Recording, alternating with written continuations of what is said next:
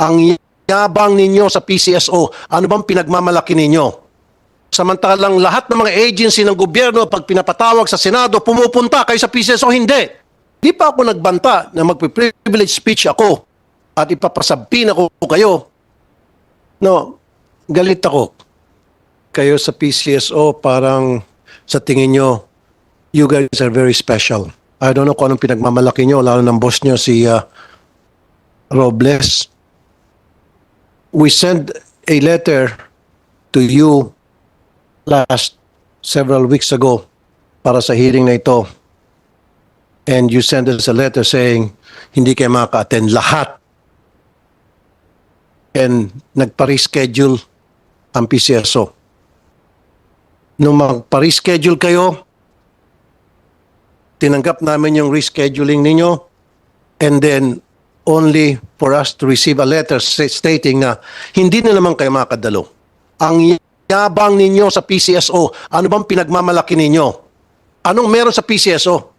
Samantalang lahat ng mga agency ng gobyerno, pag pinapatawag sa Senado, pumupunta kayo sa PCSO, hindi. Ano meron sa inyo? What makes you so very special? Ngayon wala dito yung boss nyo. Kayo mismo ang humingi ng reschedule, and then pagdating nung date na pinatos namin, yung date na binigay nyo, a week later, para sa hearing na ito, magpapadala kayo ng sulat, last minute, na hindi kayo maka-attend. Samantalang lahat ng agency ng gobyerno, pag may hearing, pinapatawag sa Senado, pumupunta.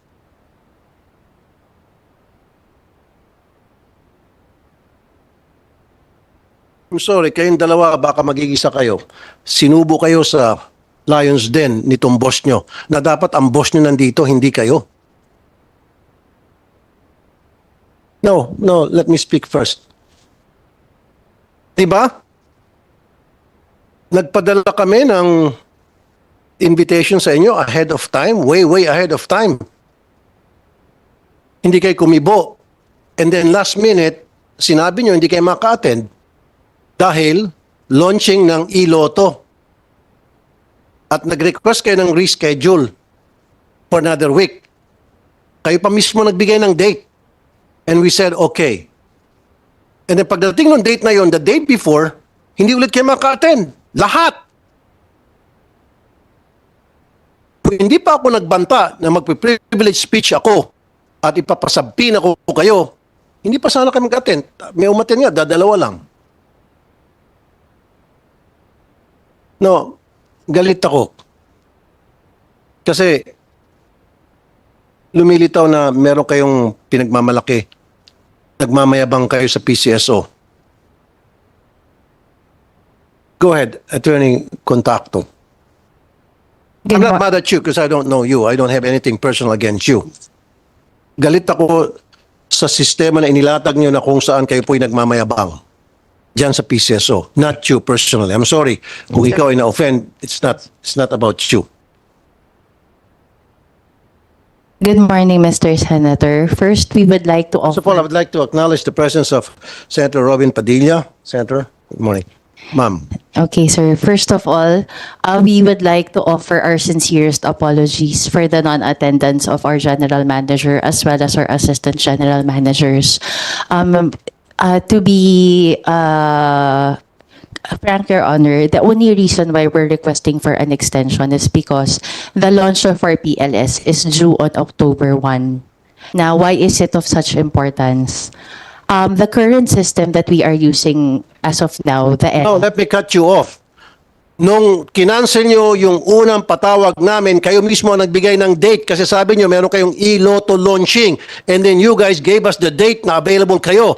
And then when we said, okay, sige, yung date na yon isa-set natin for next hearing, kayo pong nagbigay ng date, and then last minute, the day before, sabi nyo hindi kayo maka-attend. Lahat kayo. Parang boycott. Yan sinasabi ko, ano bang pinagmamalaki ng PCSO?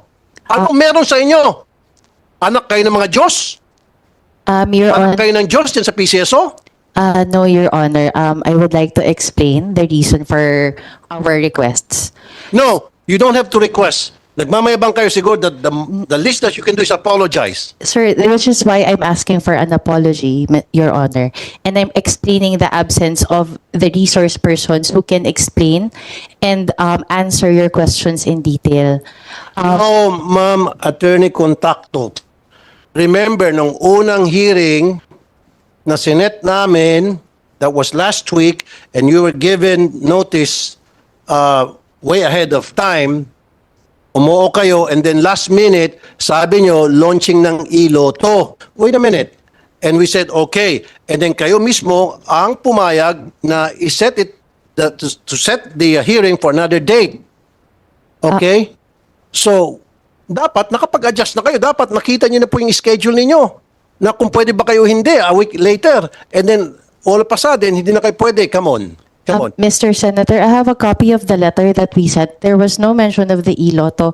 What we have here is, well, we did mention Yung first letter ninyo is September iloto launching. 18. It was two agendas, Your Honor, that we raised in the first letter. So in the first paragraph is the launch of the iloto, and the second is the transition the PLS, sir. Right now, I cannot stress enough, sir, the reason why we need to focus on the PLS. And if you would allow me to explain, sir, this would explain the absence of our officials right now. As I was saying, sir, our ELA, or the equipment lease agreement, which is the system that is currently being used by the PCSO, is set to expire on September 30. Okay. Ayokong ubusin yung oras natin, Attorney Contacto, dahil lang sa pagpapaliwanag ninyo. Let's proceed na lang. Okay, Basta sir. the fact remains na ang yayabang nyo dyan sa PCSO. This is the first time it happens dito sa Senado na twice in a row, last minute, magka-cancel, magbo-boycott ang isang agency para sa isang hearing, napaka-importanting hearing na patawag ng Senado. First time in history, for your information. Nagets nyo? We apologize, Your Honor. Thank you.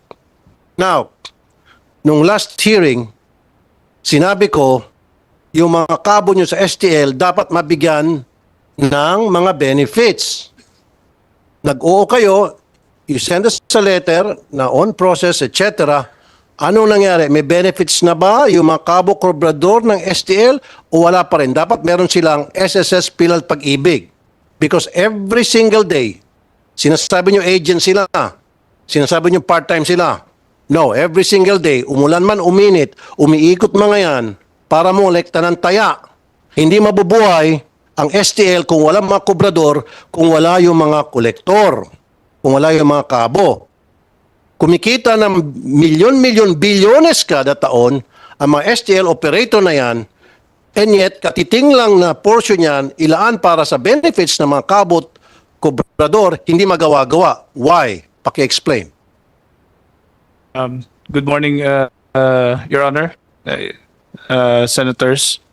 Sir, before I begin, sir, I'd like to join my colleague here in apologizing for the non-presence of our officials. Sir, insofar as the Cobradors po and Cobradores po, ang nag-guide po kasi sa amin is yung aming STL Implementing Rules and Regulations, yung IRR po. Nakasulat po doon kasi, which was approved by the OP rin po. Nakasulat po doon kasi na ang mga empleyado po, yung sales force po ng mga STL agents po namin, ay they are required to submit yung mga registration nila sa SSS, PhilHealth, etc. po. So, and also, included in that, yung certificate of remittances po nila to show proof that they have been complying with the requirements of the law insofar as benefits are concerned under PhilHealth and SSS po. So, yes po, sir. Hindi nila na-submit? Hindi sila nakapag-comply doon sa request ninyo? Doon sa mga dokumentong yon? They comply, Mr. Senator. It is actually a non-negotiable requirement when Okay. AACs apply for renewal. So much so that if the AACs who apply for renewal do not submit these submissions, they will not be renewed. Okay, So, teka muna. So, yung mga kabo at kobrador, ni-require nyo na mag-submit ng mga documents No, sir. The AAC, sir. So it is the obligation of the AACs to submit What is to EAC? authorized agent corporation, sir. So these Okay. are the corporations who operate the SDL. Now, So what did you require from authorized agent? under our IRR, sir. Huwag ka na mag-acronym kasi hindi ako Okay, sir. sanay. Okay. Under our rules, sir, authorized agent corporations are required to submit the proof of remittances to SSS, PhilHealth, and Pag-ibig. It is a non-negotiable requirement, sir, when authorized agent corporations apply for renewal. Under our rules as well, sir, an authorized agent corporation who does not submit these documents when they apply for renewal will not be allowed to be renewed. This is also, sir, moreover, sir, the registration with SSS, PhilHealth, and Pag-ibig is also a non-negotiable requirement when when a corporation rather applies as an STL-AAC, authorized agent corporation. So if these are not present under our current rules, they will not be allowed to operate, sir. Kaya nga, i-require nyo nga itong authorized agent corporation. They are being required, sir. Oh, kailan nyo i-require sila na i-submit those proper documentations, magko-comply sila nang sa gayon, magkakaroon ng SSS, PhilHealth, Pag-ibig, ang mga kobrador at kabo. And I want it to happen kasi nung last time nangako kayo sa akin na magkakaroon na and this was months and months ago. Bakit hanggang ngayon wala pa? In response, we actually thank you, sir, for raising that to us. We are very appreciative of the points that you raised, as in fact, the agency took steps to address your questions. Now, regarding po the benefits of the cabos and cobradores, the current IRR, we have about 20 AACs who applied for renewal, and consistent with our rules, they were made to comply with the submission of the proof of remittances to SSS, PhilHealth, and Pag-ibig. In Teka response, ano yung proof of remittances? proof of remittances of the benefits of the cabos and the other employees of the authorized agent No, corporation. attorney, all you need to do, baguhin nyo siguro yung IRR ninyo, ang dami pang pasikot-sikot, basta't i-require nyo ang inyo pong mga STL operators na sa oras na pagbukas nila ng kanilang franchise, matik, meron na agad SSS, PhilHealth, Pag-ibig ang lahat ng kobradores at lahat ng kabo. Yes, sir. Ganun lang kasimple, wag na natin Yes. gawing komplikado. Yes, sir. We will comply. So, when is this going to happen? We will try to do it as soon as possible, sir. Kailan as soon as possible? Give us a date. We'll confer with management, sir, because we are still in the process of revising our IRR, the rules and regulations of the STL. So we will raise this with management to include the suggestion that you offered, sir. So, when nga? Kasi nung last time nag-usap tayo, sabi nyo, ASAP. And this was months Okay, ago, sir. We will give an update by next week, sir. So, by next week, you will give us an update Yes, sir. kung kailan may sa katuparan nito na magkakaroon ng benepisyo ang mga kabo at kobradores Yes, sir. ninyo. Pero I doubt it, or baka hindi na, kasi may balita ako na gawin nyo ng electronic, Lotto and then STL, wala ng kabo. We are not familiar with the news. That's why, mamayang 1 o'clock, nag-file ako ng resolution, ng bill, na hinaharangan ko yung pagiging electronic na ang Lotto at STL. Hindi ako papayag dahil maraming mawawalan trabaho. Libo-libong mawawalan trabaho. Wala kayong pakialam kasi ang pakialam nyo, magkano bang kikitain dyan sa electronic? Magkano kikitain dyan sa apps na babayaran ng 14%? Sa gross receipt, 14% ang kikitain ng apps application na gagamitin ninyo. For all we know, baka isa sa inyo dyan, may-ari niyan eh. I don't know. Wala kayong, alam nyo, kayo dyan sa PCSO, ang nagpapasahod sa inyo, mga pobre, why? Ang tumataya sa loto, mga mahihirap. Wala namang mga taga Forbes Park na tumataya sa loto. Gets nyo? Lahat yan, mga mahihirap. Lahat ng tumatay sa STL, mahirap. Tumatay sa loto, mahirap. Nangangarap na kahit papaano makachambak, manalo ng 1,000 o kung magkano man, may pandagdag sa kanilang mga pangailangan. Kaya kayo, ang gaganda ng mga damit nyo, ang nagpapasahod sa inyo, mga mahirap. And yet, itong mga mahirap, tatanggalan nyo ng hanap buhay. Itong mga kabo, ipipace out ninyo. Itong mga Lotto outlet, ipipace out ninyo. Ilan ba ang Lotto outlet? Ma'am, We don't have the data right now, sir. alam niyo ba pag naging electronic na yung Lotto, yung tayaan, papipace out na yan, yung mga Lotto outlet. And we're talking about hundreds or even thousands, I think. At ilan ang mga empleyado niyan? Okay, let's proceed. Doon sa e-Lotto. Sino ba kasi may pakananin itong e-Lotto na to? Sige nga. Bakit gawin yung electronic itong Lotto? Mr. Senator, regarding the e-Lotto, first we would like to clarify, and we've already stressed this before Congress when we were called also. Well, iba yung sa Congress, iba yung sa Senate. No, sir. But I'm just reiterating. What we have is only a test run. We are not totally phasing out the Lotto agents. As in fact, as I have mentioned a while ago, we will be transitioning to the Philippine lottery system. We also have right now, sir, a memorandum from management that we plan to increase an additional 2,000 terminals to cover those that will be left behind from the migration to the PLS. Teka muna, sabi nyo test run. Yes, sir. Okay, define test run. Kasi ang pagkakaintindi ko, yes, test run. And then later on, sabihin, ay, successful, ay, tanggap na ng mga tao, then itutuloy-tuloy nyo na yon. At magiging permanente na yon. Kasi nga, meron kayong kakontrata, itong kumpanya Pacific something, na kikita ng 14% gross receipt na mga taya. That's so big. Dati nga, 22% siguro. Tinablang kayo ng hiya. Siguro na inabot kayo ng kahiyan dahil ang garapalan. 22% i-charge sa bawat taya na mapupunta doon sa application. Now we could have just buy out that application na yan. 22, pero anyway, naging 14% na lang. Pero malaki pa rin yun.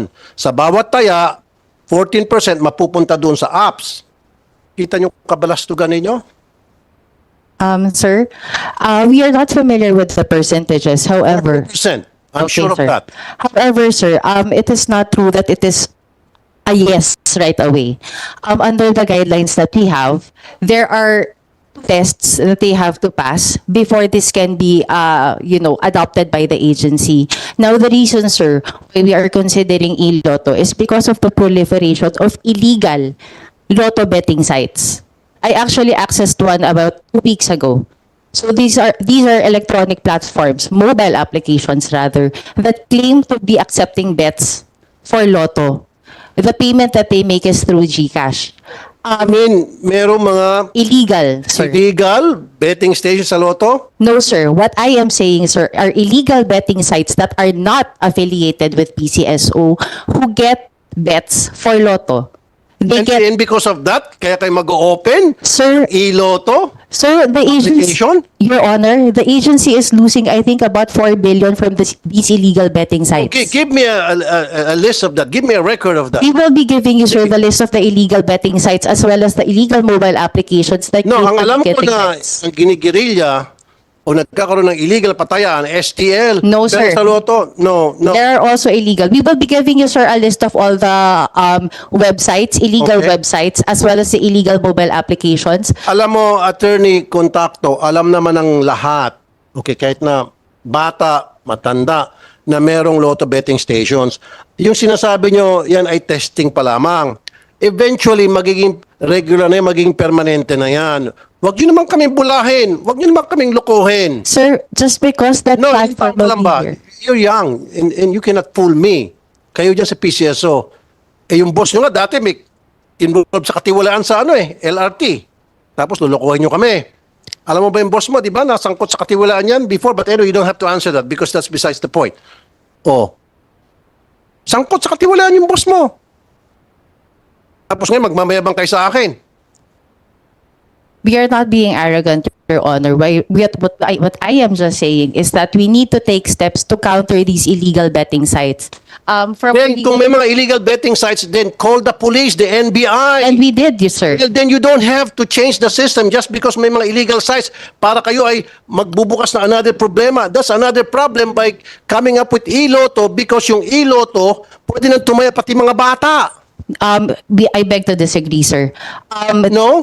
Yes, sir. Because under our guidelines, it is required that a KYC procedure will be undertaken strictly before any bettor can access our platform. So the KYC that our platform has would require a potential bettor to submit 2 valid government IDs and a face scanning system. Halatang bago ka, halatang bagito ka. Okay, KYC, know your client. Yes. Pwede naman mag-utos ng mga bata, ng driver nila, ng kasambahay nila. Pwedeng utusan ng bata ang nakatanda sa kanila. Ganon din yung ginawa ng isabong.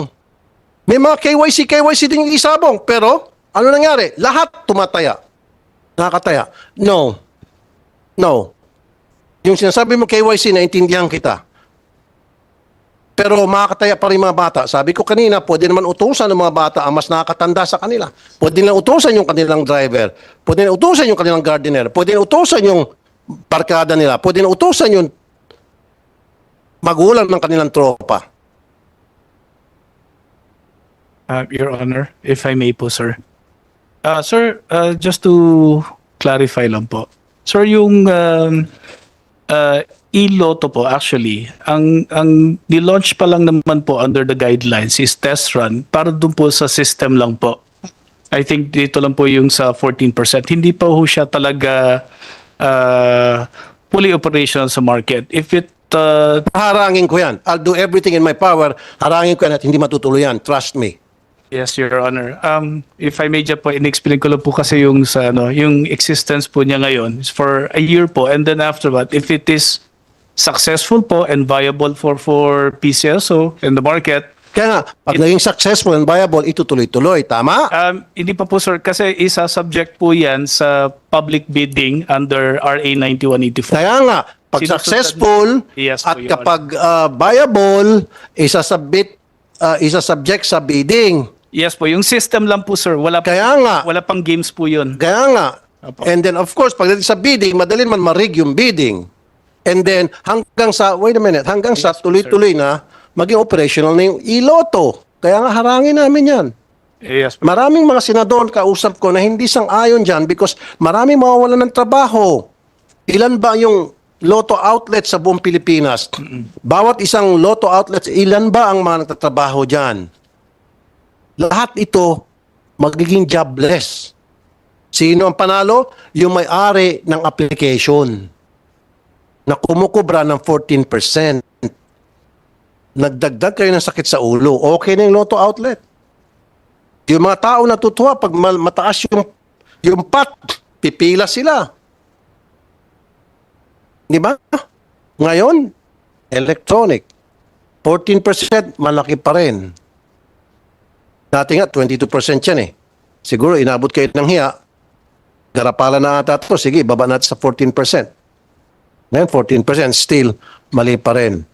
At ang balita ko, later on, iwa-wipe out nyo yung mga lotto outlets na may nagtatrabaho dyan, mawalang trabaho, and then later on, sasabihin nyo successful, viable, pati yung STL, na libo-libo na naman ng mga kabut-kubrador ang mawalang trabaho. Wala kayong pakialam sa mga mahirap nating kababayan. Wala kayong concern. Yun yung point ko eh. Kasi kung meron kayong concern, last year pa natin pinag-usapan yung benefits ng mga kabut-kubradores. Ninyo, dahilan kung bakit kayo may trabaho ngayon at meron kayong sweldo, kumikita kayo because of na mananaya. Yung mga hirap. Ngayon, tatanggal mo ng trabaho mga to. Ilan ba libo ang kabut-kubradores ninyo? Apologies, Your Honor. I don't have that information po with me. However, sir, to clarify lang po, Your Honor, PCSO's, to my knowledge po, sir, and based on the instruction of our general manager, we are not phasing out or terminating. Well, eventually you will. Meron akong reliable source. Eventually you will. Yung STL, ipipace out nyo. No, kahit na anong iling mo, Iha, mag-iling ka na hanggang gusto mo. Okay? hanggang gawin mong trompo yung ulo mo sa kailing, meron ako reliable source na eventually, pati yung STL, gagawin yung electronic sa taya. It's okay. Umiling ka lang. Sige, bigyan kita 1 minuto. Umiling ka lang, umiling. Your Honor, the e-lotto po is just an expansion and addition po to our existing fixed... Alam mo, attorney, sir, ma'am, Yes po, sir. attorney, kahit na anong klaseng palusot ang gagawin nyo, alam ko naman ang endgame nito. May isa sa katuparan yung plano ninyo. At ano yung plano na yon? May kumita na malaki at the expense of the poor people.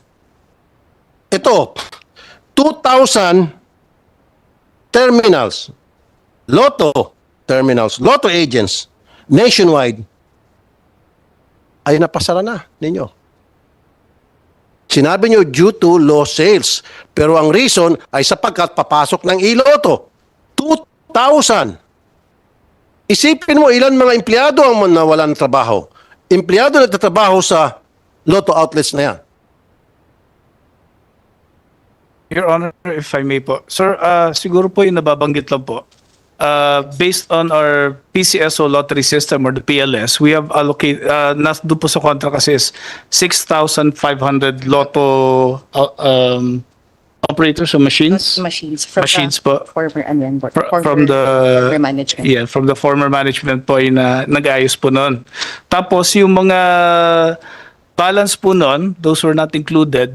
The GM has asked me to convey po that there is a plan po An additional. to increase po yung ano na yon, yung inclusion na yon with the I think about 2,000 lotto terminals po, sir.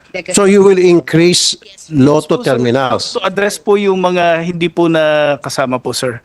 And that is in the works po, sir. Okay, papunta rito itong grupo. Sige, tingnan ko. Magsinungaling kayo, darating sila rito, pinimbitahan ko. It doesn't make sense. Magtatayo kayo, mag-uumpisa na yung iloto, electronic, and then mag-recruit kayo, magtatayo kayo ng more Lotto outlets. It doesn't make sense. Your Honor, to clarify. Sandali lang, sino pang papayag na magtanggap ng offer ninyo para magkaroon ng Lotto outlets? In fact, nandiyan ng electronic. Your Honor, to clarify, the 6,500 were the number of terminals that were acquired by the former management for the Philippine lottery system. You mentioned about the 2,000. As of September 19, the management has released a memorandum for the lease of an additional 2,000. I think, sir, the confusion comes from the fact that the PLS is different from the e-lotto system, sir. So the PLS is simply a migration to the system for lottery itself and not the betting platform Ma'am, mismo. huwag ka muna gumamit ng mga acronym. Kayo lang po nakakaintindi. Ay, sorry, sir. Ano yung PLS? Philippine Lottery System, it will be the new system used by lotto agents in their businesses. The reason why there are only rather 6,500 terminals was because that was the number that was procured by the former management, not by the management, not by the current Kaya nga, management. 6,000, di ba? Yes, sir. However, Dadagdag kayo ng yes, sir. 2,000. Yes, sir, we will. Despite the fact na kayo ay maglo-launch na ng iloto. Yes, sir. So yan nga sinasabi ko kanina, it doesn't make sense. Different. Kahit na ako, tingnan nyo ako, attorneys, kayo mga abogado, okay? O sabihin natin kayo, magkakaroon na ng iloto.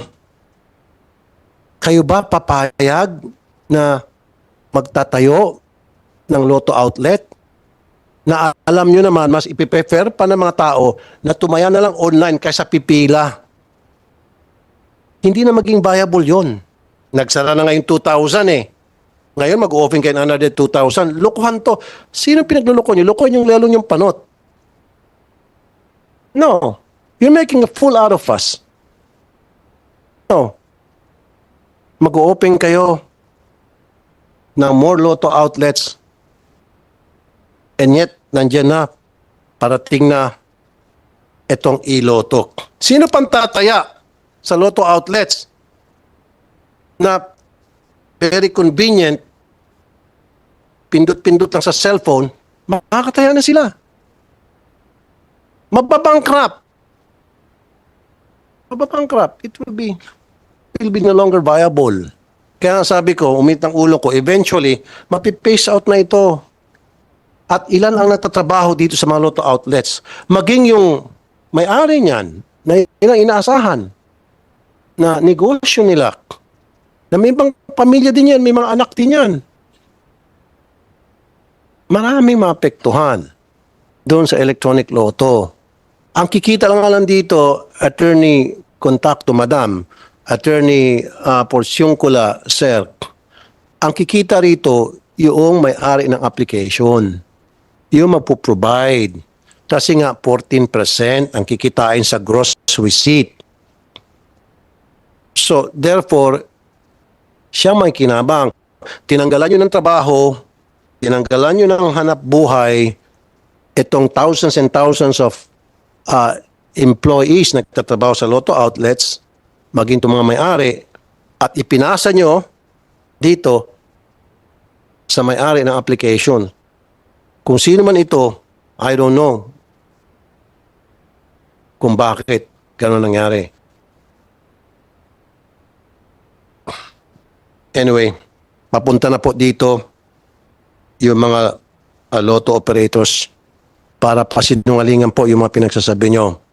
And these people, has nothing personal against you, Attorney Contacto, Attorney Porciuncula. Pero pupunta sila rito para mag-testify. Ngayon, malalaman natin kung tumutugma ba yung pinagsasabi nyo kanina doon sa sasabihin nila later on. Okay? Now, let's move on. Prize fund. Dapat yan i-refund nyo sa mga operator ng STL na refund na ba? Yes, sir. We are happy to report that the management has already issued the guidelines for the refund of the erroneously paid prize fund tax. So as per the update of our accounting department, there were already applications and the same has already been transmitted to them for processing. When is it going to be given to them, the refund? Sir, check na lang po yung compliance po nila doon sa documentary requirements, and then if they have fulfilled the documentary requirements requested, the refund will be issued to them po. Diyan tayo eh. If they comply doon sa requirements, merong if. Yun eh. Alam mong balita ko, i-refund, tawagin yung bawat operator, you will receive a refund of your prize fund na erroneously na i-singil sa inyo. Pero paano si Eddie? Yun eh.